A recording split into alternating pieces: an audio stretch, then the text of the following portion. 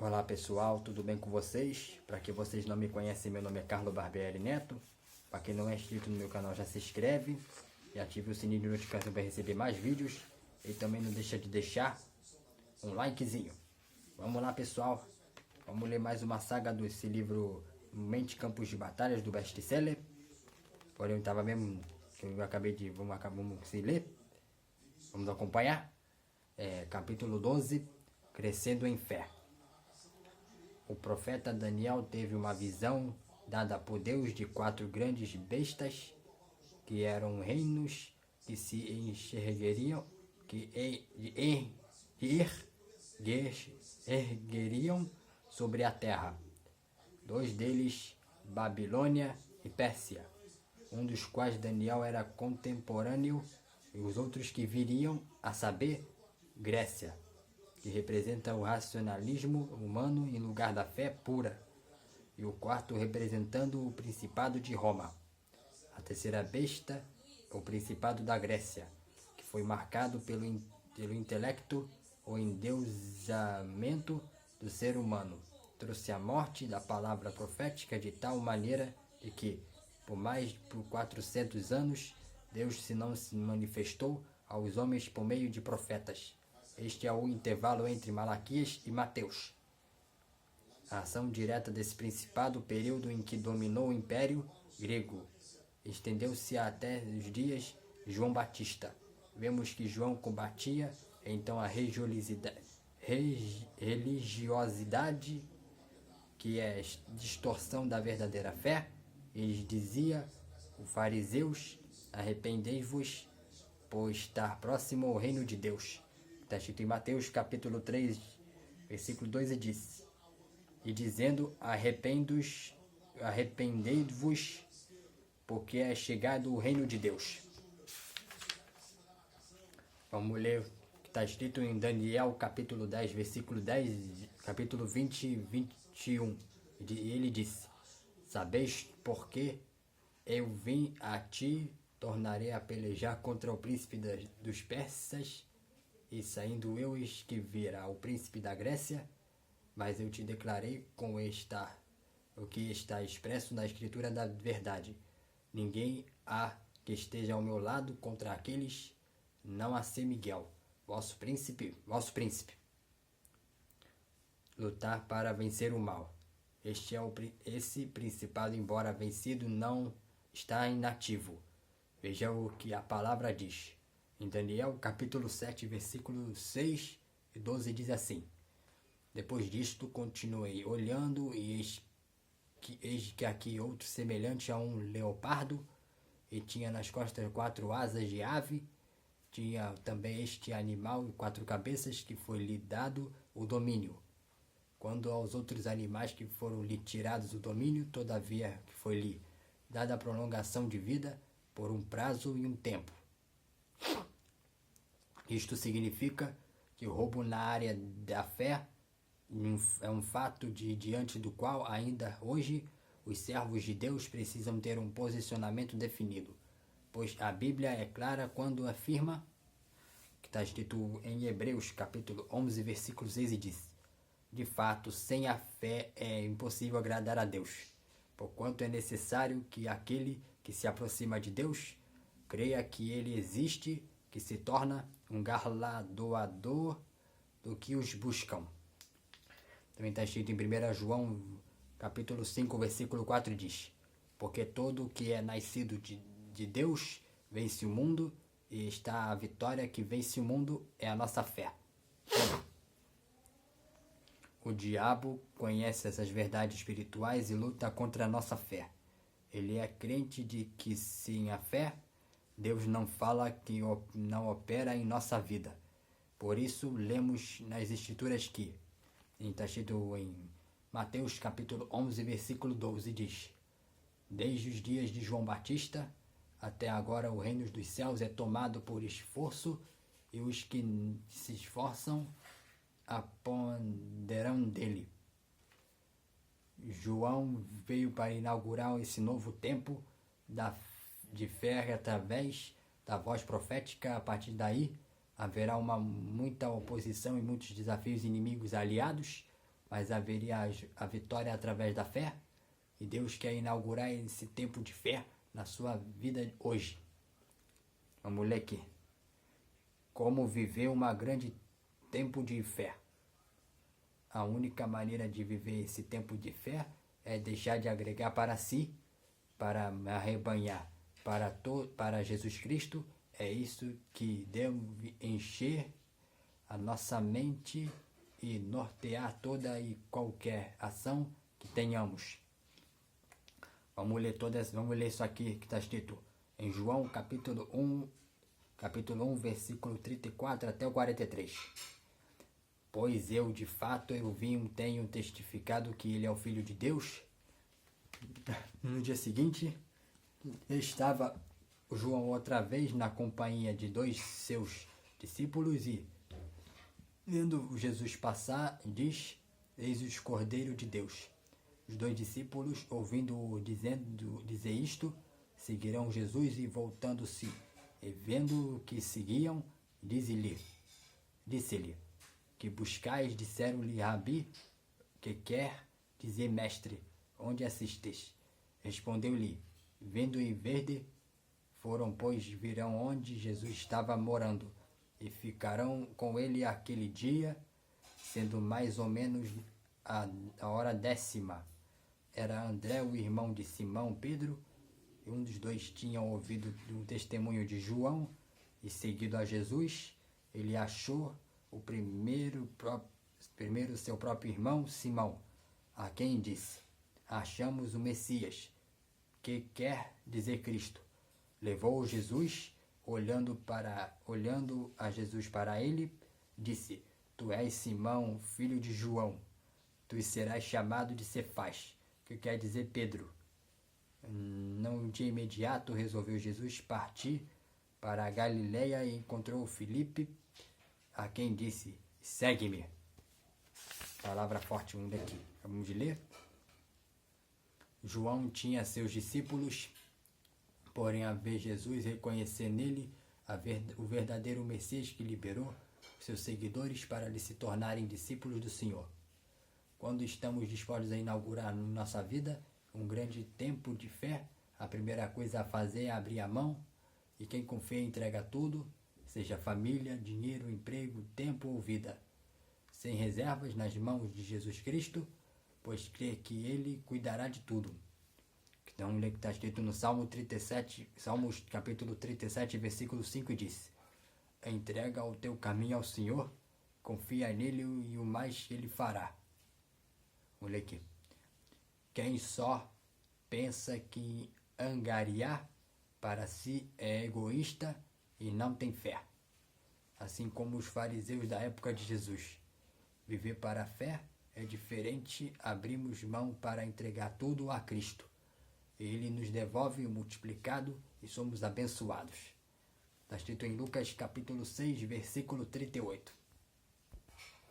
Lucas capítulo 6, versículo 38 diz: Dai e ser-vos-á dado, boa medida, recalcada, sacudida, transbordando vós darão, porque com a mesma medida com que medireis, também vós medirão de novo. Vamos ler aqui, vamos lá. Vale lembrar que os inimigos da palavra de Deus serão inimigos também, mas que não é necessário temê-los. Vamos ler que está escrito em Marcos capítulo 6, versículo 17 até o 20. Vamos ler aqui essa parte. Porque o mesmo Herodes, por causa de Herodias, mulher de seu irmão Filipe, porquanto Herodes se casará com ela, mandará prender a João e atá-lo no cárcere, pois João lhe dizia: Não te é lícito possuir a mulher de teu irmão. E Herodias odiava, querendo matá-lo, e não podia, porque Herodes temia ao João, sabendo que era homem justo e santo, e o tinha em segurança. E quando ouvia, ficava perplexo, escutando-o de boa mente. A intriga de Herodes de João Batista não era pessoal, pois esse governante, que tinha até certa admiração e simpatia pelo apóstolo. A questão era a mensagem, que eram as palavras proferidas por João. Isto não provocava tensão entre eles, suscitava a ira de Herodias. Vamos ler mais uma de João, capítulo 3, versículo 20, e diz: Pois todo aquele que pratica o mal, que aborrece a luz, não se chega para a luz, a fim de não serem arguidas das suas obras. Neste tempo de fé não temos amigos ou inimigos, segundo as empatias humanas, mesmo porque a nossa luta não é contra o sangue e a carne. Os inimigos da palavra também os odiaram, porém não devemos temê-los, pois o próprio Deus se tornará amigo e protetor daqueles que têm a sua palavra e os guardam. Vamos ler mais uma parte.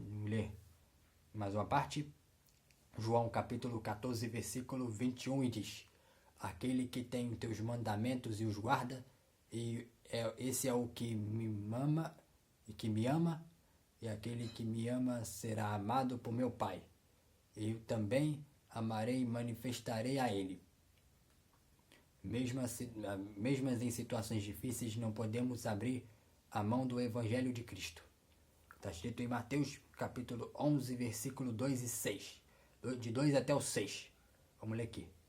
Quando João ouviu no cárcere falar das obras de Cristo, e mandou por seus discípulos perguntar-lhe: És tu aquele que estava para vir ou havemos de esperar outro?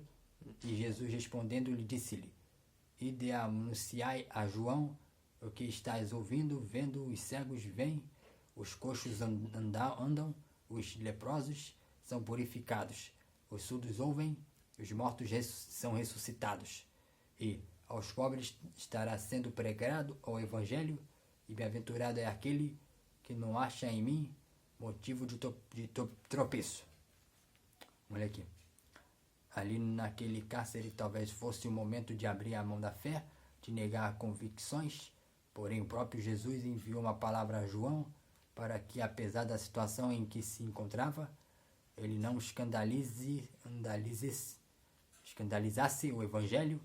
Muitas pessoas escandalizam o Evangelho de Cristo, os vergonham, que não são poucos do que, logo nas primeiras lutas, abrem a mão de tudo o que conquistarão em Deus e abandonam a fé e se esquecem do primeiro amor, que saem decepcionados e criticando isso tudo, porque muitos, ao invés de viverem o Evangelho de Cristo, querem viver no Evangelho de conivências.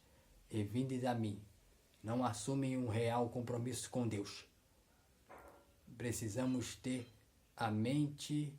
em mente que a fé nada a ver com a situação pela qual passamos, mesmo porque Jesus nos alertou que passaríamos por aflições. Está escrito em João capítulo 16, versículo 33. Olha aqui. João capítulo 16, versículo 33 diz: Tenho vós dito isto para que em mim tenhais paz. No mundo tereis aflições, mas tende bom ânimo, eu venci o próprio mundo. Aqui. Mas que poderíamos ter convicção em nosso coração de que Deus que a sua palavra se cumprirá em nós. Está escrito em Salmos capítulo 23, versículo 4, e diz: Ainda que eu andasse pelo vale da sombra da morte, não temerei mal nenhum, porque tu estás comigo, o teu bordão e o teu cajado me consolam. O discípulo de Jesus Cristo está comprometido com ele até as últimas consequências. Seu compromisso é com Cristo Jesus. É a prova de lutas, pois ele sabe o que é seu galardão. Vem do Senhor e vem mesmo. Está escrito vamos ler a parte de João, capítulo 3, versículo 27 até o 30. Respondeu João: Homem não pode receber a coisa alguma do céu. Nada que for lhe dado, vós mesmos sois testemunhas de que vós disse: Eu não sou o Cristo, mas fui enviado como seu precursor. O que tem é a noiva e é o noivo, o amigo do noivo que está presente, que houve muito regozijão por causa do voz do noivo, pois está na alegria, já se cumpriram em mim, convém que ele cresça e que eu diminua. Está escrito, vamos ler mais uma para finalizar. Porque João declarou isso, porque entendeu que o tempo dele havia acabado, de chegar ao tempo de Cristo. João foi até a morte em seu compromisso com Jesus pela fé. A Bíblia diz que e quem quiser, pois salva a sua vida e perdê-la-ás. E quem perde a vida por causa de mim, do Evangelho, salvá-las. Está escrito em Marcos capítulo 8, versículo 35. Vamos ler Marcos capítulo 8,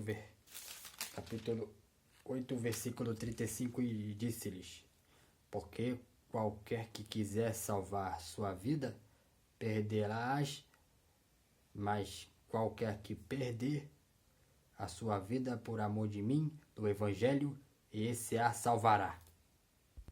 Vamos ler aqui. Precisamos entender o que nosso tempo humano acabou.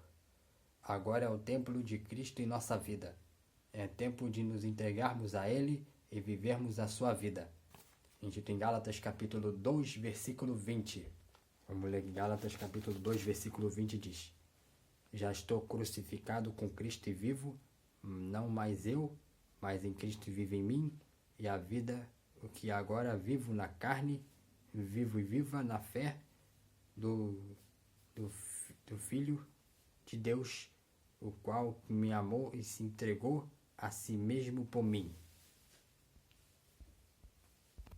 Vamos ler aqui.